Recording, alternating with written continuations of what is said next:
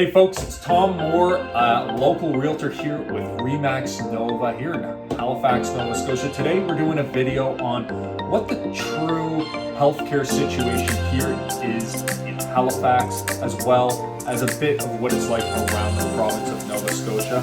So without further ado, let's get into it.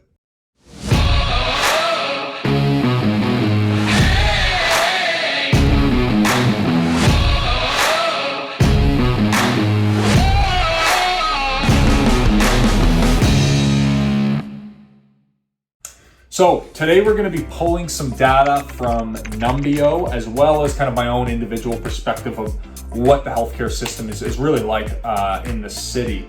So overall, the healthcare system index is in the green. It's 68. So out of 100, it's 68. You know, we're in the green.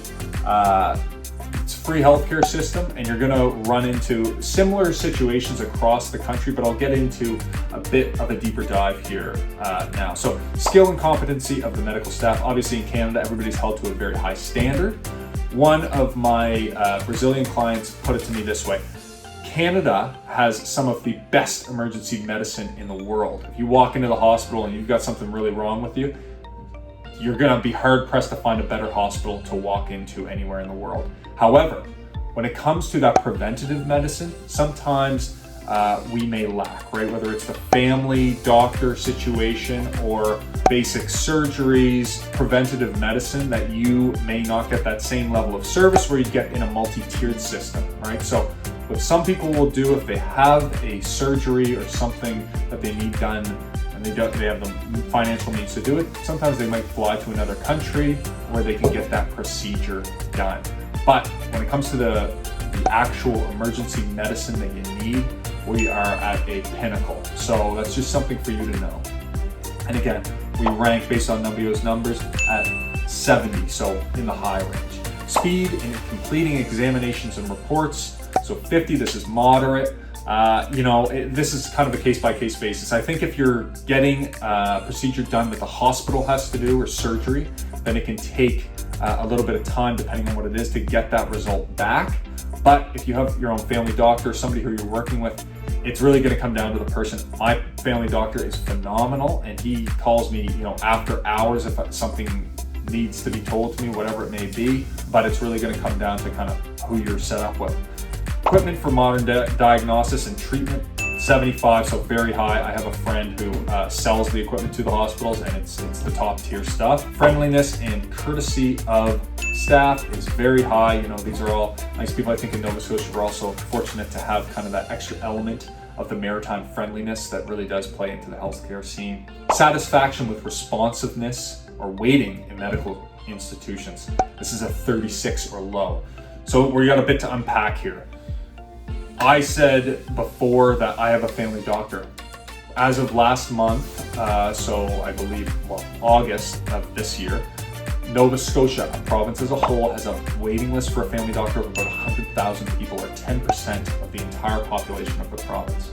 Now, the province recently has unrolled a new program where you can kind of get an online family doctor, or you have walk-in clinics all over the place in Halifax, which are pretty quick. If you go early, you can be in and out within an hour, hour and a half, right?